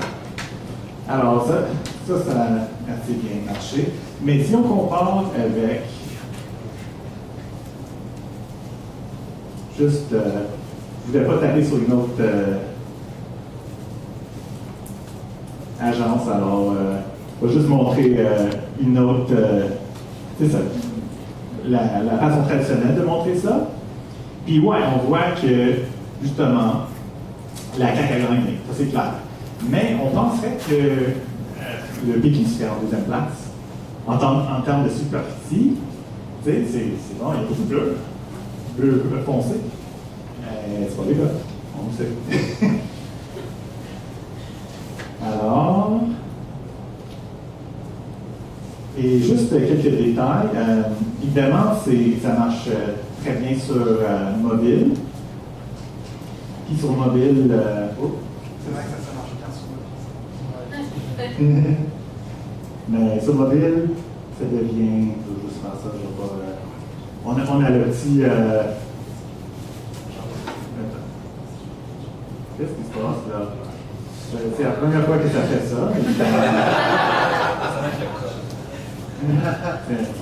OK. Alors, on a les contrôles pour le pouce, pour naviguer. C'est ça. Alors, tu peux vraiment naviguer, parce que c'est un peu petit pour naviguer sur la carte, mais tu as les contrôles là. Dernière chose. Ouais, c'est ça. Je n'avais pas mentionné que dans le cas de. On a dessiné le Québec, c'est complètement bilingue. Alors, maintenant, tout est en anglais. Puis, on a utilisé un outil qui s'appelle ProEditor pour tout ça. On avait comme juste l'anglais, puis on a traduit ça, puis c'est ça, les éditeurs, les publiciteurs pouvaient aller là-dedans, éditer, genre vérifier le langage, etc. Puis c'est ça, ça entrait tout de suite dans le projet. Ouais. C'est à peu près tout ce que je voulais dire. Et oui, comme j'avais dit, il y a plusieurs de ces composants-là sont utilisables. Justement, on a plusieurs raisons pourquoi on pourrait utiliser une carte hexagonale de circonscription. Alors, c'est toujours là si on en a besoin. On a juste à plugger les données dedans. Oui, c'est à peu près ça. Notre prochaine présentation, c'est par Roberto. Bonsoir, good evening everyone. My name is Roberto. I'm a data journalist at the CBC. Who are you again? Bonjour, je suis Jonathan Monti, je suis collègue à Reporto. Moi, je suis plus journaliste politique. Je connais pas grand-chose sur les données. Donc, ça me faut que je fie beaucoup sur Reporto pour faire des reportages intéressants. So we are very thrilled to be your token Anglophones for tonight. Thank you, Francis, for being very inclusive. We're going to talk about some stuff we did. What we're going to show you is not as technically impressive as some of those that we've seen. We're a really small team. In fact, it's kind of a one-man team. And I actually work for the National Investigative Unit in Toronto, but I'm based in Montreal. But for this election, they kind of led me to the Montreal newsroom so we could do some cool election stuff. Because elections rule. Like one of our colleagues said, it's like the Olympics, right? Constant coverage, and we can do a lot of stuff. So I want to show you 3 things that we did, and they are simple. They are, but they're very honest and they're very earnest. And I just want to add that working with Jonathan is like that's some of the best work I do is working with this dude because it's a perfect alchemy between us of like the data, nerdy, statistical stuff, and John is just a genius at political science and politics and the whole thing. So together, we create some very happy content. So the first thing I want to show you guys is just a very simple line chart. Good old simple line chart. Nothing special about it, except that we were very happy with the story that it told. And what you are seeing is the cumulative vote share of the forming parties in Quebec's industrial ridings specifically. What are Quebec's industrial ridings? It's this zone here that includes a little bit of the Montérégie. Help me out here. Centre-Québec. SD. and so on, and adults, right? And why did we choose these specific writings to tell a story? So this started basically with a question that I had following developments in American politics, French politics, and Ontario politics, where you saw the rise of right-wing parties in de-industrialized areas, what in English called Rust Belt areas, which is obviously key to the success of Donald Trump. And so I kind of asked a very ignorant question: well, where is Quebec's Rust Belt? So I went to an economist, Mario Perez, a genius, and he says, well, Quebec doesn't have a Rust Belt. But this is where it would be if it did have one. And basically, he explained to me is that this is an area that was heavily industrialized, fell on hard times in the early 1980s, and then what happened afterwards is that there was a rise in small businesses. The area kind of reinvented itself as kind of small-scale, mid-scale manufacturing, which allowed it to really pick up economically. So because it picked up economically, we wanted to see what effect that had politically. And so the chart that Roberto showed you there indicates, what indicates kind of the shift and a longer term shift in voting intentions. So this was an area, like I mentioned before, that was industrial, unionized. Many of the owners of the factories would have been Anglophone, and so you see the Parti Québécois have been doing quite well. But as the area changes, as the economic makeup of the area changes, that appeal of the Parti Québécois begins to decline, and as the power and the kind of culture, the entrepreneurial spirit begins to take root, you begin to see the rise of the CAQ. And this is an area where the CAQ kind of just swept the map in the last election. So to make this chart, first of all, I had to find out what the industrial writings are. So we kind of decided a bit just like on the moment. Okay, let's just pick one. Let's just pick a writing. And it's all the writings that fall within the administrative regions that he talked about. The problem is that some writings, some circonscriptions actually straddle these administration boundaries. So we just have to, for the sake of just integrity, let's just pick all the writings that are at least touched within these regions. So I had to get the data. I had to go to the Élections Québec website, and this was before they put everything out in CSV. So I had to go back to page by page, going back to 1973, and scrape the results for each writing. But I had to make sure that writings are the same one, because they change through time. Sometimes they change names. So I have to make sure I went to the history of each one. And for example, the Drummond-Boisfranc writing was once called just Drummond. So I have to make sure that that was included in there. So once I had all my names here, please don't read my Python code. I code like a journalist. And it's just a simple matter of just adding up all the parties' total votes and dividing by all votes cast for each circonscription for each election year. And the result was this. Only a few lines of Python code, and we had a very good story to tell right away. That's the first one I want to tell you. The second one is this. Can't see it very well. I will show you. Actually, before I show you the viz, let me tell you some background. Who here knows and took the Volt Compass? Boussole de vote. Boussole électorale. All right. Who doesn't know what it is?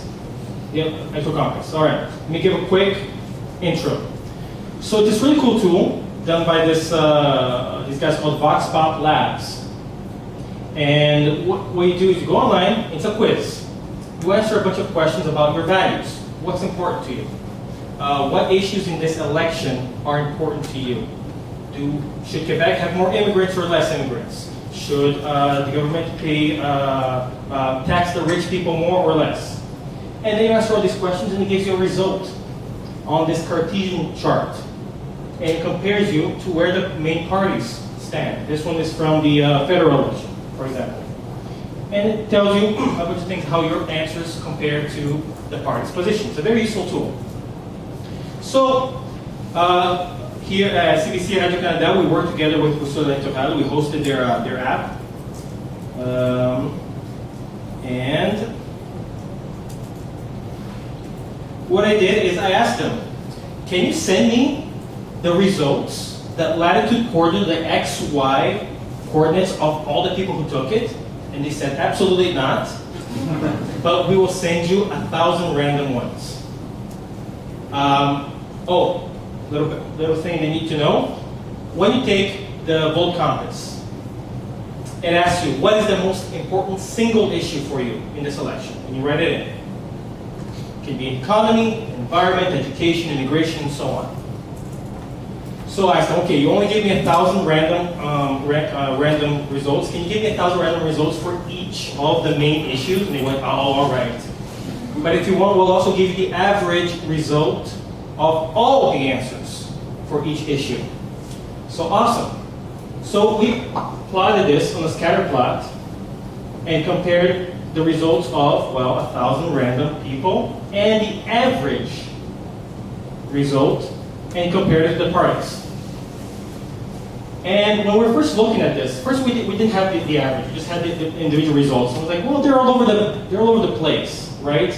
When you look at people who care about economy, they're kind of all over the place, right? Maybe they're a little more to the center.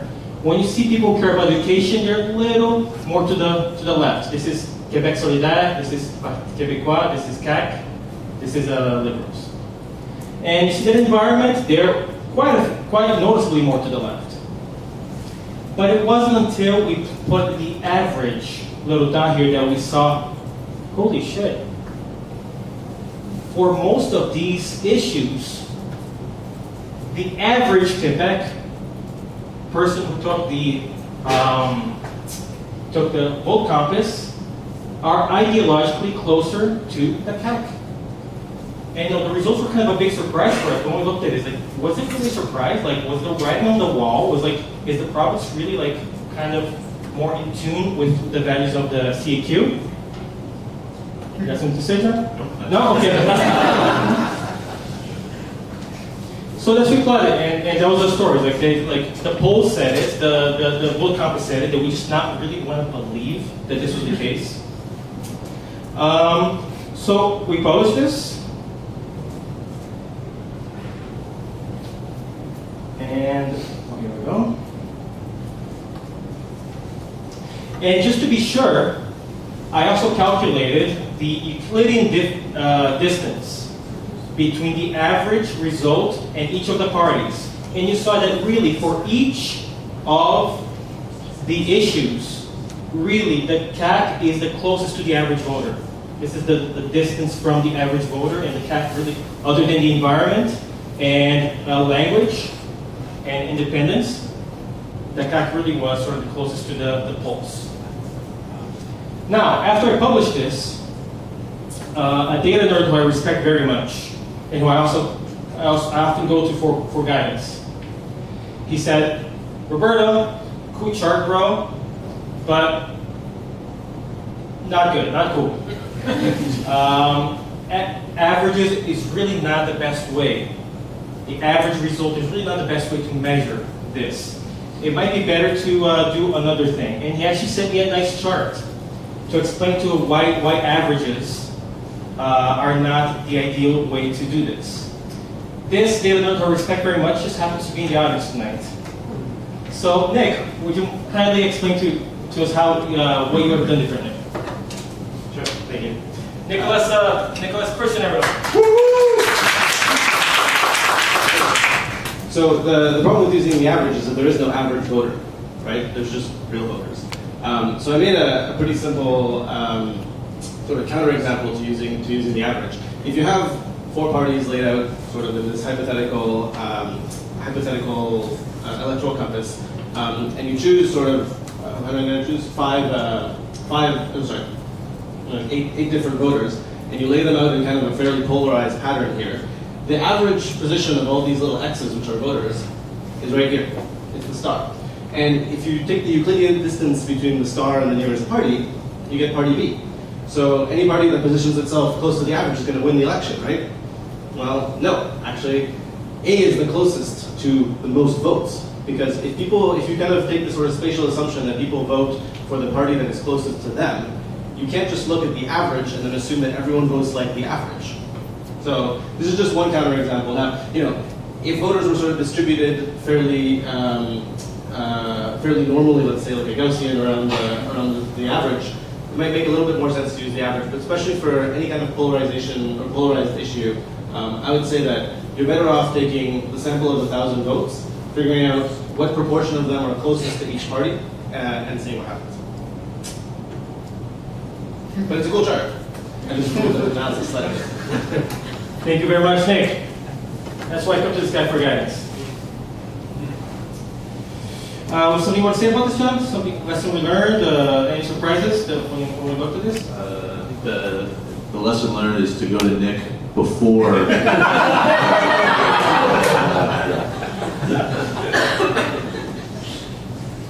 And finally, last thing we want to show you is, this is not what I want. Uh-oh, yeah, there's my other windows. All right, Mac Geeks, how do we, Right tab. No, I'm in Chrome, I just can't find the other window I had. Where'd it go? Oh, here we go. I got this. No. How do I undo a closed tab? Oh, why? What? Who uses Safari? Why? I'll take that and Chrome. Undo a closed tab. Shift Command T. You want to do it? Wait, no, undo a closed tab. Shift Command T. Shift Command T. What's Control C? C. Control Z. Oh, undo. Okay, all right. So last but not least, it's we did this map of results by polling division, by bureau de vote, and we wanted to show not only who won at each small polling division, which is represented by a ballot box, but by how much they won. So it's color is the winning party, and the opacity is the how many votes they got. And you can compare the 2018 results to the 2014 results here, and see really not only on a macro level by writing, but also almost by block, by city block, by little neighborhood, how much, how your neighbors, how your community voted. But I didn't really just want to do yet another Choropleth interactive map. I don't know about you guys, but I'm kind of sick of those clickable maps where you are forced to find a story by working and clicking around and what was this one? Okay, what was this one? What was this one? Our job as journalists is to tell the story and to simplify it, right?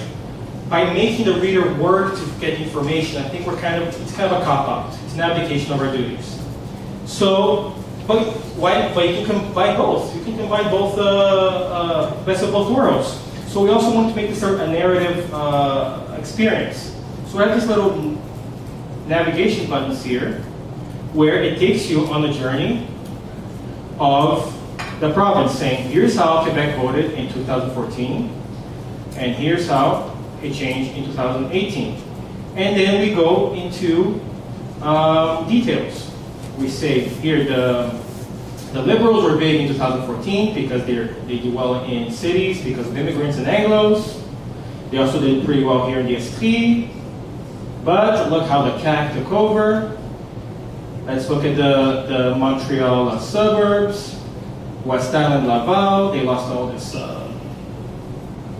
all the support. Let's take a look at how the CAC got some support in Verdun and LaSalle, something to watch out for the next election, and so on and so forth. So we're telling a story about what the data shows that we found the most surprising and the most interesting, right? How the Quebec Solidaire got some support in Longueuil and in Sainte-Thérèse, and you can go in there and look at yourself, and if you want to go back to compare 2014, 2018, you can, and so on.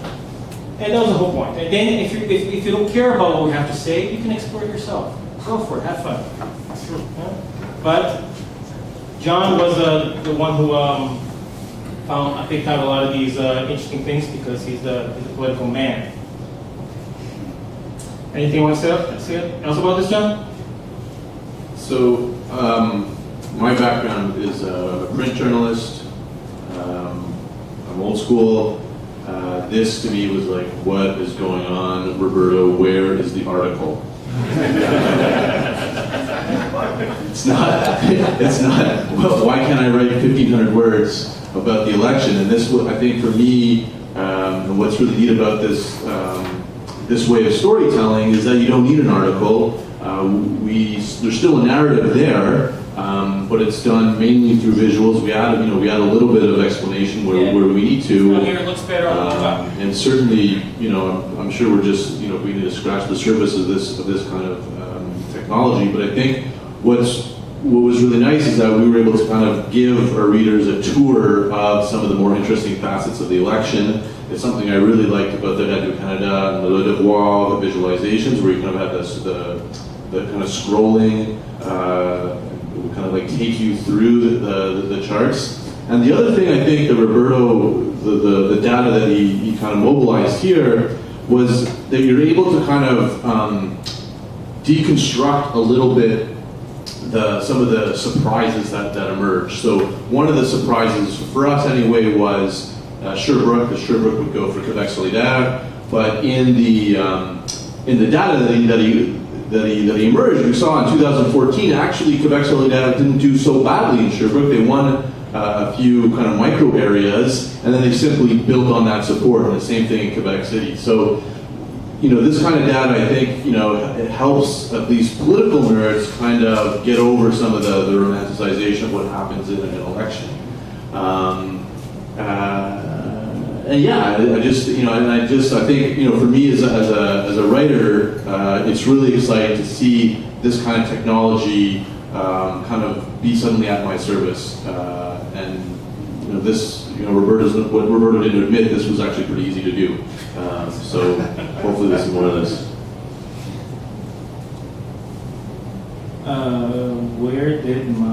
Here we go. So, thankfully, I want to show you an early version of this. My original plan was to make it 3D polygons. Because I thought it would look so cool. And people could rotate it, and press Control and rotate their mouse and see the heights of the polling divisions. And I'm so glad I'm surrounded by people who aren't afraid to tell me that I'm an idiot, this will never work. So I abandoned this idea, and I went instead for opacity, which it's a much better way to comprehend the quantities, right? Also, it won't completely kill your phone. 3D rendering on mobile windows, so we're not there yet. Quick how-to, how do we make this? First, you have to get the data for the polling divisions. Election Quebec puts the results for each different riding, so 125 Excel sheets for each one. So you have to clean it up, extract the party from the candidate name because they're squished together for some godforsaken reason. And basically you want to end up with this. For each polling division, find out who the winner is and how much they won by. Join it to the shapefiles of the polling divisions for 2014 and 2018 because they were different. And what to me was the funnest part was almost done. It was using Google Sheets to create the navigation, the chapters, right? This also makes it easier for reporters to go in there and change it and edit it. So this basically tells you where to go to on the map, the zoom level, the speed, blah, blah, blah, and whether to change to 2014, 2018, and the rest is Mapbox. Use Mapbox to host the map file and the API to navigate through it. It was not that easy, but thank you for completely overestimating me. You make it look easy, Roberto. Thank you. Thank you for helping me all in some parts of the world. Right. And that's our spiel. Thanks a lot, guys. I'm very glad that we had an introduction to Nicholas, who's going to come back and tell us about our main sponsor, because not only is it our sponsor, but oops, I don't have the logo here, or I have your own presentation. There we go.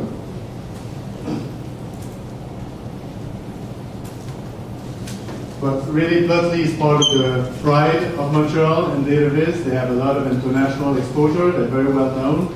They're an important tool for DataViz, and we're very proud not only that they're in Montreal, but that they are supporting visualisation Montréal. So, Nicolas, if you want to speak to us.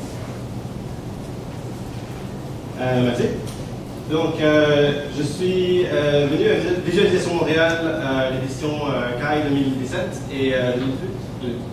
J'étais très déçu de savoir que toutes les personnes avec qui j'ai parlé, qui venaient de hors de Montréal, savaient qui on était, et personne à Montréal connaissait Plotly. Donc, on a cherché dans le budget, on a trouvé quelques sous pour commanditer Visualisation Montréal. Et Ring, j'ai le droit maintenant de présenter Plotly à Visualisation Montréal à chaque soir, que l'on fait des meet-ups. Donc, nous sommes une compagnie qui a été fondée ici à Montréal il y a 5 ans. On est 30, on est dans le Myland. On fait des outils de visualisation de données. On a des librairies open source, Plotly.js, Plotly.py, Plotly.r, que vous pouvez télécharger, utiliser n'importe quand gratuitement. On a aussi des produits commerciaux pour faire de la dataviz. Vous pouvez utiliser Plot.ly, le produit qu'on appelle Chart Studio, pour créer des visualisations de ce genre, les partager. Si vous êtes des journalistes de données, vous pouvez impliquer ces visualisations dans vos sites. Donc, je vous encourage à venir sur notre site et voir un peu ce qu'on peut faire avec. Ça, c'est là où on est dans le Myland, on est dans l'ombre des énormes édifices là où il y a Ubisoft, proche de la station Rosemont. On est une trentaine, on a des super beaux locaux, on vient de faire une grande expansion, on a plein de plantes, on a dîner ensemble dehors, on est juste à côté d'une grande station de Bixi. On a vraiment des super beaux locaux et on continue à faire une expansion et donc bientôt on espère pouvoir avoir des meet-ups chez nous, chez Plotly. On a déjà Our Ladies qui viennent une fois par mois, donc je vous encourage à venir nous voir quand on hébergera des meet-ups chez nous. Et je suis aussi ici pour vous parler de notre produit principal ce jour-ci qui s'appelle Dash. Dash, c'est une librairie qui est aujourd'hui en Python et on travaille fort pour l'étendre au langage de programmation R. Et c'est un framework pour créer ce qu'on appelle des Analytical Web Applications. Donc tout ce qui est application web interactive avec des drop-downs, des cartes, sélectionner des graphiques, le storytelling, etc. Notre objectif, c'est vraiment de créer une plateforme open source gratuite que n'importe quel développeur Python ou R peut utiliser pour créer le type de visualisation et d'articles qu'on a vus aujourd'hui qui prennent des développeurs qui connaissent le JavaScript, des développeurs qui connaissent le Python.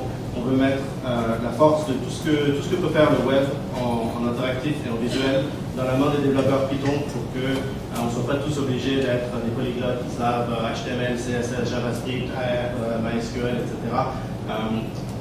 Nous, on a beaucoup de développeurs JavaScript à Plotly, on travaille fort pour essayer d'abstraire ça et de mettre la puissance du web interactif dans les mains des développeurs Python. Donc je vous encourage à venir voir ça, essayez-le. On a une belle galerie d'applications qui ont été développées avec Dash. Et le 20 novembre, dans un autre meet-up, le meet-up Data Science Design Technology, je vais faire une petite présentation sur Dash avec des membres de JDA Labs qui ont développé des applications Dash sans qu'on sache, j'étais juste à comme 3-4 blocs de notre bureau, mais comme Dash est open source, les gens téléchargent ça et l'utilisent pour faire des applications. Et donc ils m'ont invité à faire une présentation. Donc si vous voulez apprendre plus sur Dash, je vous encourage à venir à ce meeting. Si vous voulez plus d'informations sur Flutter, bien sûr on est sur Twitter et ça c'est notre site web. Merci beaucoup. Merci beaucoup. On arrive à la fin de notre présentation. Donc, on aimerait beaucoup la prochaine fois. Ça a marché, mais je suis sûr pour moi. Ah là, c'est Google Slides. C'est pas grave, c'est un logo de Visualisation Montréal, tout le monde s'en rappelle. Et Angle, hein? V. Visualisation Montréal, pas mal. Ça a été développé en passant par Audrey Lapierre, merci beaucoup. Audrey Lapierre, directrice du design chez Function, un autre studio dont on est très fiers ici à Montréal. Donc, elle faisait partie du comité de fondation de Visualisation Montréal. Et notre prochain meet-up, n'oubliez pas, vendredi de la semaine prochaine, sur le métier de la visualisation, si vous voulez savoir comment devenir un professionnel là-dedans. Est-ce qu'il y en a d'autres annonces à main levée? Ça me laisserait le temps de préparer. Moi, j'en ai une. Okay. Donc, moi, je suis un consultant en visualisation de données ici et je suis à la recherche de quelqu'un pour m'aider, spécialement quelqu'un qui fait du design graphique à court terme, à moyen terme, avec quelqu'un qui est plus poussé dans la visualisation interactive en particulier. Je travaille surtout à l'international dans le domaine du développement durable, donc les changements climatiques, le développement durable, le développement économique, l'égalité des sexes, etc. La transparence de l'administration publique, etc. Si vous êtes en particulier un designer graphique qui s'intéresse à la visualisation de données, venez voir mon site chez voilà.com. Vous pouvez aller voir ce que je fais avant de parler, peut-être. Mais ça me ferait beaucoup plaisir. Donc, sinon, passez-le. Et maintenant, si ce truc-là va bien, peut-être c'est à cause de là. Je vais vous montrer où est-ce qu'on va. En fait, pour le hiver, après, c'est ici. Et là, le petit est là. Trying to connect. Tant pis. On va l'agrandir comme ça. Et c'est exactement 350 mètres ici. Donc, en sortant de Jardin-Lab, vous tournez à droite. Tournez à droite encore sur votre rue, et puis avant d'arriver à Sainte-Catherine, vous allez être chez Nix, et ça ressemble à ça, avec moins de lumière. Peut-être que le scooter sera pas là aujourd'hui, je ne peux pas garantir. Donc voilà, merci beaucoup d'être venu, et on se voit la semaine prochaine.